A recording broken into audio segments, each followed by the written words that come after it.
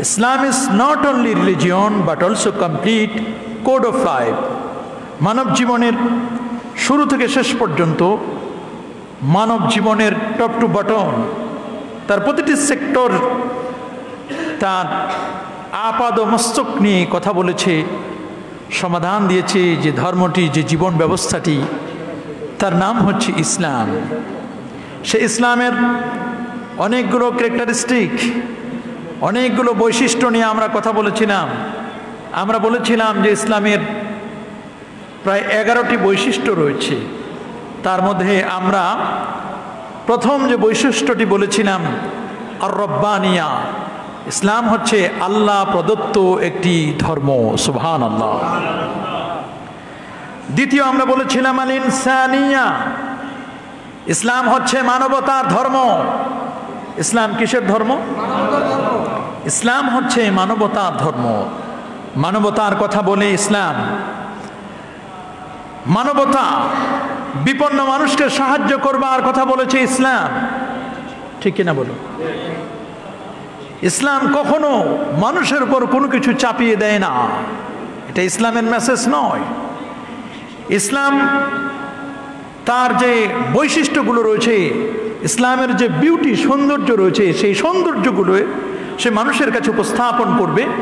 সেই সৌন্দর্য দেখে ভিন ধর্মের মানুষগুলো ইসলামে আকর্ষিত হয়ে ইসলামের সুশীতল ছায়াতলে তারা আশ্রয় গ্রহণ করবে। সুবহানাল্লাহ। এই যে আজকে আপনারা মাস্ক পরেছেন, এই মাস্ক পরার কথাও ইসলাম বলে দিয়েছে, প্রিয় নবী বলে দিয়েছেন। সুবহানাল্লাহ বলেন। মহামারী কোভিড-19 প্যান্ডামিক সিচুয়েশনে এই যে মুসলমানের কি দায়িত্ব, তার কি অ্যাক্টিভিটিস হবে, সেটিও বলে দিয়েছে। ইসলাম এমন কোনো সেক্টর নাই যেখানে ইসলাম কথা বলে নাই, প্রত্যেকটি সেক্টরে ইসলাম কথা বলেছে। সুবহানাল্লাহ। গত জুমায় আমরা সেই বক্তব্যগুলো শুনছিলাম। আমরা দ্বিতীয় বৈশিষ্ট্যটি বলছিলাম, সেটি হচ্ছে ইসলাম হচ্ছে মানবতার ধর্ম। সুবহানাল্লাহ বলেন। ইসলাম মানবতার ধর্ম। এই বক্তব্য ডেলিভারি দিতে গিয়ে আমরা বলেছিলাম, আল্লাহর নবী এক ইহুদির লাশ দেখে নবী দাঁড়িয়ে গিয়েছিলেন। সাহাবায়ে কেরাম নবীকে বলেছিলেন, হুজুর এটা তো একটা ইহুদির লাশ। নবী বলেছিলেন, হোক না ইহুদির লাশ, এটা তো মানুষ, সবার উপরে মানুষ সত্য, তার উপরে কেউ নাই। কোনো অমুসলিম যদি বিপদে পড়ে, এই যে মুসলিম হিসাবে আমি তাকে সাহায্য করব না? অবশ্যই করব। সে তো আমার ধর্ম যদিও সে মানে না, একদিন না একদিন আমার ধর্মে সে চলে আসতে পারে। সে তো আল্লাহর সৃষ্টি। সুবহানাল্লাহ বলেন।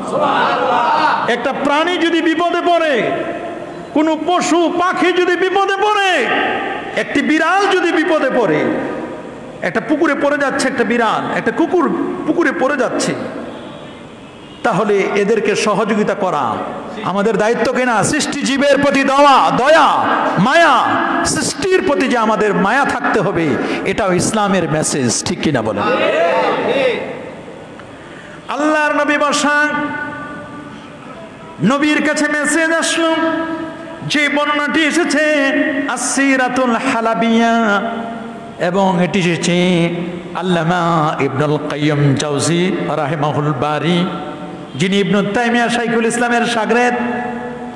তার বিখ্যাত কিতাব জাদুল মাদ, আরো অসংখ্য তাফসীরের কিতাবেও এসেছে ঘটনাটি। সেই ঘটনাটি সূরাত আলে ইমরানের শানে নজুল বর্ণনা করতে গিয়ে বলা হয়েছে, আল্লাহ নবীর কাছে একটি মেসেজ আসলো নাজরান থেকে। 60 জনের একটি ইহুদিদের একটি দল, পাদ্রী, নবীর দেশে আসলো। সুবহানাল্লাহ বলেন। 60 জন পাদ্রী। পাদ্রী তো বুঝেন, অন্য ধর্মের, আমাদের ধর্মের যেমন ইমাম আছে, লিডার আছে, খ্রিস্টান ধর্মের যারা লিডার পারসন, এরকম ব্যক্তিরা, এরকম একজন নয়, দুজন নয়, 60 জন পাদ্রী নবীর দেশে আসলো নাজরান থেকে। আল্লাহু আকবার বলেন। আমরা হলে নাক ছিটকাই দিতাম, আমরা হলে বলতাম না ভিন ধর্মের অমুসলিম কেন আমার দেশে আসবে, আমরা হলে এই বক্তব্য দিতাম। কথা বলেন ঠিক কিনা? কোন অমুসলিম কি আমার দেশে আসতে পারে না? কথা বলেন না, পারে কিনা? তার মানে তাকে মারতে হবে, কাটতে হবে, এটা ইসলামের মেসেজ নয়। এটা কি ইসলামের মেসেজ? আল্লাহ নবী কত সহনশীল নবী, কত দয়ার নবী, কত মায়ার নবী। আমার ধর্ম কত মানবতার ধর্ম। সুবহানাল্লাহ বলেন। হোক না ভিন্ন ধর্মের, নবীর দেশে আসলো 60 জন পাদ্রী, লিডার, খ্রিস্ট ধর্মের লিডার। তারা আসলো আমার নবীর দেশে। নবী একটি সুন্দর রাষ্ট্র কিভাবে গঠন করেছেন, যে দেশে কোনো চাঁদাবাজি নেই, চাঁদাবাজ নাই, কোনো সন্ত্রাসী নাই, যে দেশটি নিট অ্যান্ড ক্লিন, পরিষ্কার পরিচ্ছন্ন, যে দেশে কোনো মাদকের ছোঁয়া নেই, মাদক মুক্ত সমাজ নবীজি গড়লেন। সুবহানাল্লাহ বলেন। কি দিয়ে? লাঠি দিয়ে? কি দিয়ে? ব্যবহার দিয়ে। সুবহানাল্লাহ বলেন। আদর্শ দিয়ে। আল্লাহু আকবার। কি সুন্দর আদর্শ ছিল আমার নবীর। রাসূল করিম সাল্লাল্লাহু আলাইহি ওয়াসাল্লামের কাছে যখন মেসেজ পৌঁছলো, হুজুর আপনার দেশে 60 জন খ্রিস্টান নজরানের ওয়াফদু নজরান প্রতিনিধি দল, তারা এসছে আপনার দেশে। নবীজি বললেন এদেরকে বসতে দাও, এরা আমার মেহমান।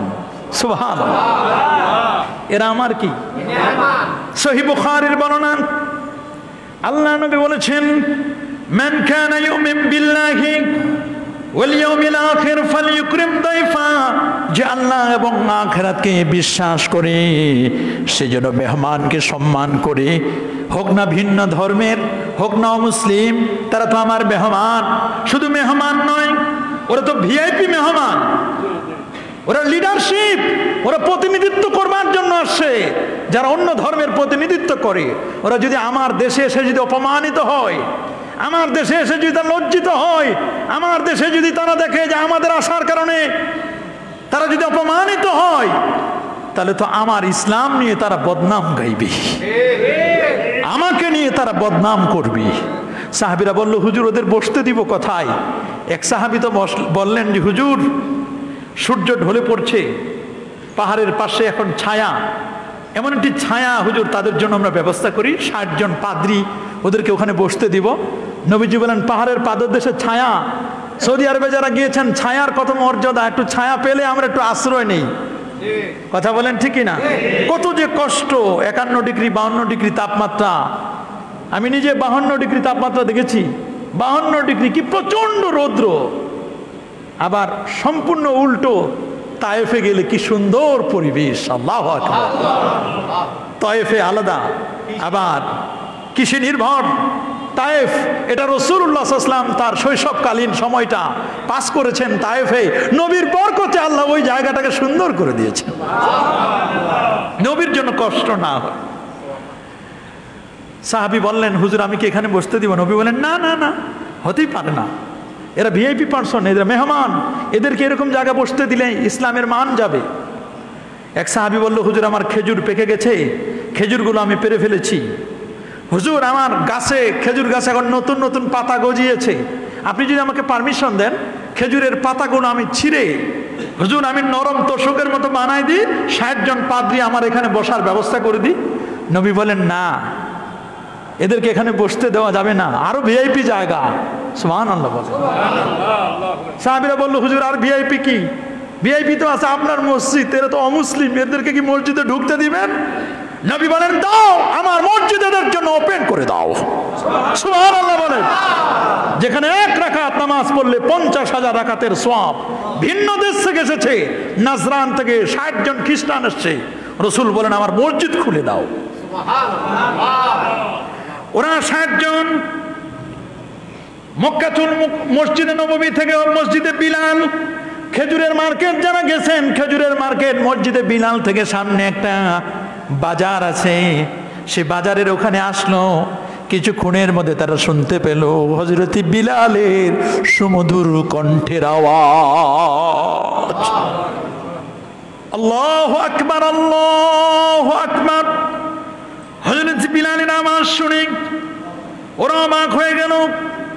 আজান হতে দেরি, যার যেখানে দোকান ছিল, জুয়েলারি দোকানগুলো, স্বর্ণের দোকানগুলো, যার যেরকম দোকান ছিল, প্রত্যেকের সবগুলো দোকানগুলো শপিং মলগুলো যে যে অবস্থায় আছে, তারা ক্যাশ বুকে তারা সেখানে লক করে নাই, ওগুলো ওভাবে ওপেন করে রেখে ওরা দৌড়ে দৌড়ে ছুটে ছুটে যাচ্ছে মসজিদে, আল্লাহর ঘরে আল্লাহর ডাকে সাড়া দিয়ে তারা মসজিদে যাচ্ছে। 60 জন খ্রিস্টান ওরা দেখে অবাক পাদ্রীরা, ওরা বলল কোন দেশে আসলাম? নাজরানে যদি এরকম অবস্থা হয়, নাজরানে মানুষ এক জায়গা থেকে আরেক জায়গায় গেলে দোকানের ঝাঁপ তারা লাগিয়ে দেয়, ক্যাশবুকে তারা তালা মেরে দেয়, কেউ যেন চুরি না করে। এটা কোন দেশে আসলাম? এই দেশে জুয়েলারি স্বর্ণের দোকানগুলো ওপেন, স্বর্ণের দোকানগুলো ওইভাবে রেখে তারা মসজিদে চলে যাচ্ছে। এদের দেশে কি কোনো চোর নাই, কোনো ডাকাত নাই, কোনো ছিনতাইকারী, কোনো সন্ত্রাসী নাই? এরা কারা? এত সুন্দর একটি দেশ, নিচের দিকে তাকায় দেখে পরিষ্কার পরিচ্ছন্ন। আস্তে আস্তে করে ওরা মসজিদে নববীতে আসলো, এসে দেখছেন সুন্দর করে কাতার বন্দি হয়ে আমার নবী ইমামতি করছেন। নবীর ইমামতিতে দেখলেন লক্ষ সাহাবী তারা নবীর পিছনে নামাজ পড়ছেন। আল্লাহু আকবার। মুসল্লিরা নামাজ পড়ছেন। এত সুন্দর পরিবেশ দেখলো, নবীজিকে মেসেজ দেওয়া হলো, হুজুর আপনার মেহমান যারা 60 জন নাজরান থেকে এসছে, হুজুর এরা তো মসজিদে আপনাদের নামাজ দেখে ওরা বললো আমরাও তো একটু প্রেয়ার করব, প্রার্থনা করব, আমাদের জায়গা দেখাই দিন। বলে তোমাদের জন্য নতুন করে জায়গার কথায় দেখাই দিব, তোমাদের জায়গা দেখায় দেওয়ার কোনো প্রয়োজন নেই, তোমরা আমার মসজিদে তোমাদের প্রেয়ার, তোমাদের প্রার্থনা শুরু করে দাও। তো ওরা তো মাশরিক পূর্ব দিকে প্রেয়ার করে। কোন দিকে?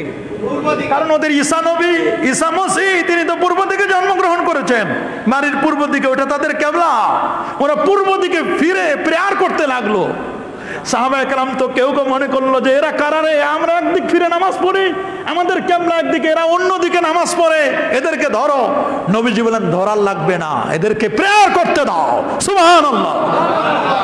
এদেরকে প্রার্থনা করতে দাও। সুন্দর করে ওরা প্রেয়ার করলো। ওর নবীর দেশে এসে দেখে অবাক হয়ে গেল। আল্লাহু আকবার। কি সুন্দর একটি দেশ, জেলখানা নাই, কোন ধরনের কোন অপরাধের সাথে জড়িত মানুষের সংখ্যা নাই বললে চলে। এই যে ইসলাম মানবতা ধর্ম, ইসলাম, এই সুন্দর ইসলামের বিহেভ দেখে শেষ পর্যন্ত 60 জন পাদ্রী নবীর হাতে হাত রেখে কালেমা পড়ে মুসলমান হয়ে। ওরা ইসলামের অনেক বিষয় জানতে চেয়েছিল। অন্য একটি বর্ণনায় আসছে তারা নবীকে কোশ্চেন করেছিল, আকাশের মধ্যে একটি চাঁদ দেখা যায়, চাঁদের মধ্যে কালো কালো দাগ কেন? এটি বলবেন।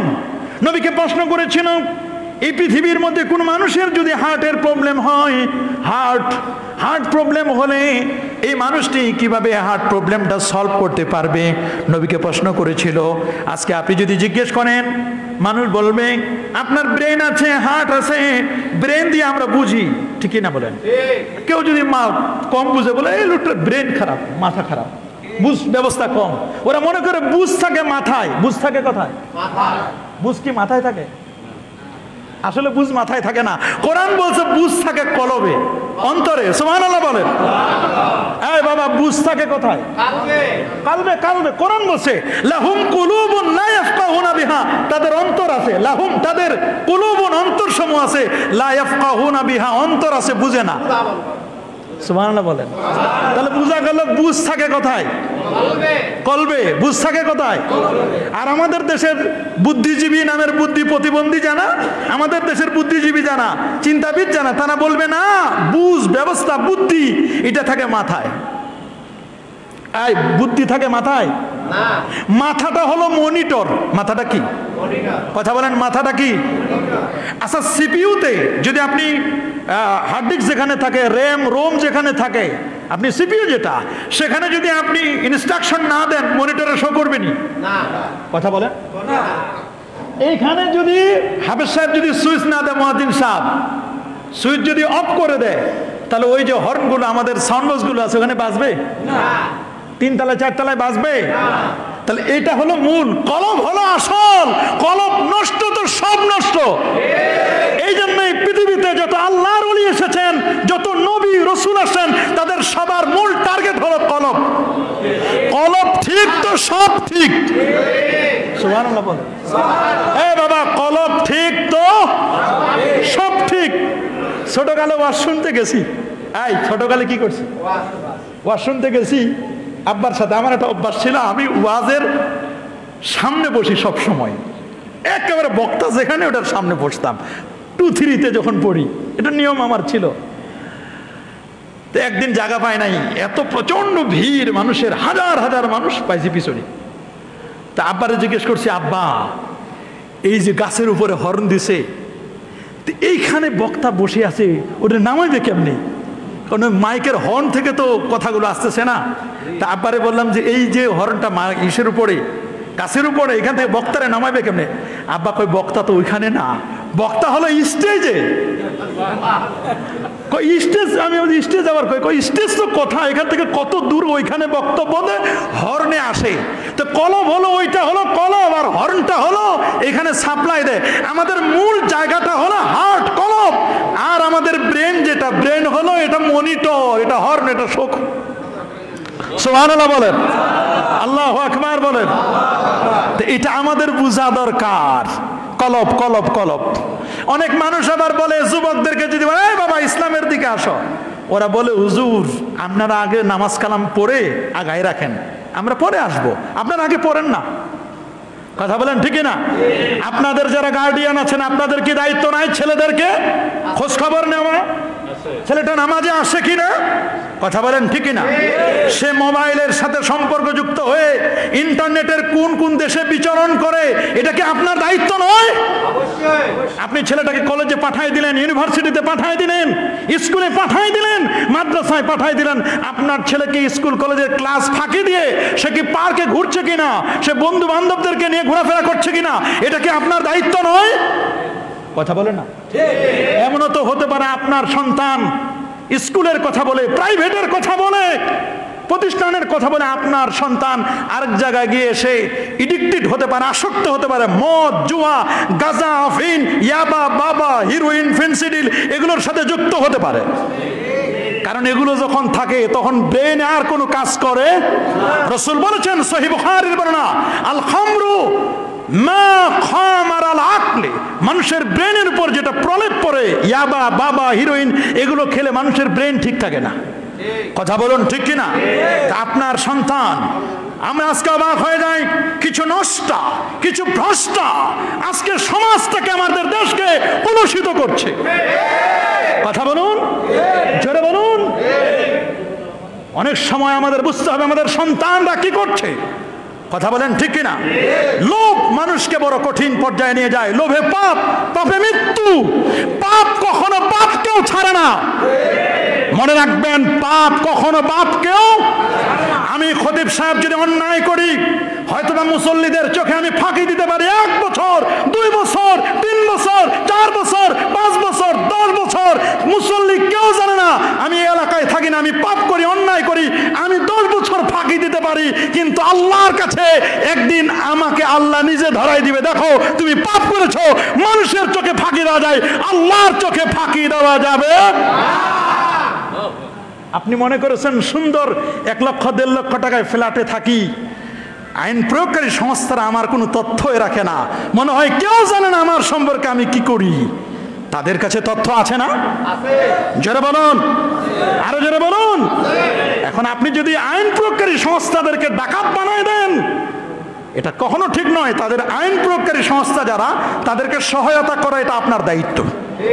কথা বলুন, জোরে বলুন।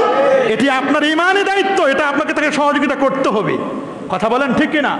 তা আপনার সন্তান, আমার সন্তান আজকে এডিক্টেড হচ্ছে, আসক্ত হচ্ছে, মদ, জুয়ায় এডিক্টেড হলে তাদেরকে ফিরে আনতে হবে। কথা বলেন ঠিক কিনা? লোভ করবেন না। আজকে জেনা, ব্যভিচার, মদ, জুয়া এগুলো দিন দিন বেড়ে যাচ্ছে। আজকে যারা স্টার মনে করছে যে আমরা স্টার, কিন্তু স্টারগুলো যে তারকাগুলো নিবু নিবু প্রায়, এগুলোর ভিতরে যে এত গোমর ফাঁক, এটা তো মানুষ এখন বুঝে ফেলেছে। কথা বলেন ঠিক কিনা? মনে রাখবেন, মনে রাখবেন, দুনিয়ায় যদি সহযোগিতা চাইলেন, দুনিয়ায় কেউ সাহায্য করলো না, এত বন্ধু, এত বান্ধব, এত কিছু কেউ সহযোগিতা করলো না, তাহলে আখেরাতের দিন হাসরের ময়দানে সহযোগিতা তো আশা করতেই পারেন। আল্লাহ বলেন, ইয়াউমা ইয়াফিরুল মারউ মিন আখিহি ওয়া উম্মিহি ওয়া আবিহি ওয়া সাহিবাতিহি ওয়া বানি, ভাই বন্ধু মা বাবা আত্মীয় স্বজন কেউ কাউরে কিন্তু নাই। বিপদে পড়লে কেউ কাউরে ডাকবে না। দুনিয়ার বিপদেই তো আপনার কাছে কেউ আসে নাই, আখেরাতের বিপদ তো আরো কঠিন বিপদ। নফসি ইয়া নফসি ইয়া নফসি বলবেন, সেই দিন জানি কি হবে। আমি দুনিয়াটা দেখে, এই দু একদিনের ঘটনা দেখে, এটা তো আপনারা টপ অফ দ্য কান্ট্রি, দেশের বিভিন্ন নিউজ তো দেখেন, আপনার তো আর কানা নয়, আপনারা তো দুনিয়া দিন দুনিয়া দেখেন। আমরাও তো দেখি, পেপার পত্রিকা দেখে বুঝি যে হারে কত মানুষের কাছে সহযোগিতা চাইলো, কেউ সহযোগিতা করলো না। বন্ধু বান্ধব বান্ধবী যাদের সাথে এত বোজন ফ্রেন্ড, এত তাদের কানেকশন, এত কিছু, দুনিয়াতে যদি এই হয়, তাহলে একটু আখেরাতের মানচিত্রটা, আখেরাতের চিত্রটা একটু আপনারা চিন্তা করে দেখেন। আখেরাতে কাউরে পাবেন না। কথা বলেন, জোরে বলেন। আমাদের সন্তানরা এরকম বিপথে যাক, আমরা কি কখনো চাই? কি বলেন, চাই? আমরা কেউ চাবো না। রাসূল করিম সাল্লাল্লাহু আলাইহি ওয়াসাল্লামকে জিজ্ঞেস করলেন, হুজুর হার্টের রোগের ঔষধ, সুবহানাল্লাহ বলেন। নবীজি উত্তর দিতে পারবেন না। নবীজিকে বললেন, হুজুর আপনি বলবেন পৃথিবীর এমন একটি জায়গার নাম বলুন যেখানে সূর্যের আলো একবার পড়েছে, কিয়ামত পর্যন্ত সূর্যের আলো আর পড়বে না, ওই জায়গাটার নাম আপনি বলুন। নবীজিকে বললেন, ইয়া রাসূলুল্লাহ আপনি বলবেন রূহ কি জিনিস? রূহটা মানুষের প্রাণ পাখি, রূহটা চলে গেলে ওই মানুষটার কোনো দাম নাই। বুঝলাম তো করোনার এই কোভিড-19 দেখলাম মা সন্তানের লাশকে ছুঁয়ে দেয় না, সন্তান মা বাবার লাশকে ঘরের ভিতরে ঢুকায় না। স্বামী অসুস্থ, স্ত্রী যায় না স্ত্রী বাবার বাড়িতে, স্ত্রী অসুস্থ, স্বামী চলে গেছে আরেক জায়গায়। কোভিড-19 তো আমরা দেখলাম। দুনিয়ায় যদি অবস্থা হয় রে বাবা, আখেরাতে কি পরিস্থিতিটা হবে একটু চিন্তা করে দেখেন। তারপরে ঘুষ বন্ধ হইল না, সুদ বন্ধ হইল না, আবার ক্রেডিট নিয়ে বলে। জিজ্ঞেস করে ছেলে কি করে? বলে ছেলে তো সরকারি অফিসার। ছেলে কি? বলি স্কেল কত? বলে 22,000। নবম গ্রেডে 20-22,000 বা এত। এই যে গ্রেড আছে না, তো গ্রেডে স্কেল। বলে পাই তো 1 লাখ। বলে 25,000 বেতন আর 75,000 আলগা। একটু সাইড সুডে পাই। এই সাইডে পাই কত? আর অরিজিনাল? এটা বাবাই বলে ছেলের ব্যাপারে, আবার ক্রেডিট নিয়ে বলে। বলে বাসা ভাড়া কত? বলে বাসা ভাড়া তো 60,000 টাকা। বেতন পায় কত? বলে 20-22,000 টাকা। তো দেয় কেমনে, খাই কেমনে? আবার 3-4টা গাড়িও। কথা বলেন ঠিক কিনা? সংস্কৃতির একটা কাজ করলে 12-15 লাখ টাকা না হয় পায়। সেখানে 4টা গাড়ি, 1 লক্ষ টাকা ফ্ল্যাটের ভাড়া, তাহলে বুঝতে হবে আলগা। সাইড দিয়ে আসে। কথা বলেন না কেন? এটা যদি বাবাই যদি আবার ক্রেডিট নিয়ে বলে, তাহলে তো অবাক করার মতো। কথা বলেন ঠিক কিনা? আবার গত কয়েকদিন আগে আমার কাছে একটা ফতোয়া আসছে, বলছে হুজুর মসজিদের টাকা ঘুষ সুদে লাগাইছে। মসজিদের টাকা কিসে লাগাইছে? শুনছেন জীবনেও? এরকম ফতোয়া আমার কাছে আসে মাঝে মধ্যে, আমি অবাক হয়ে যাই।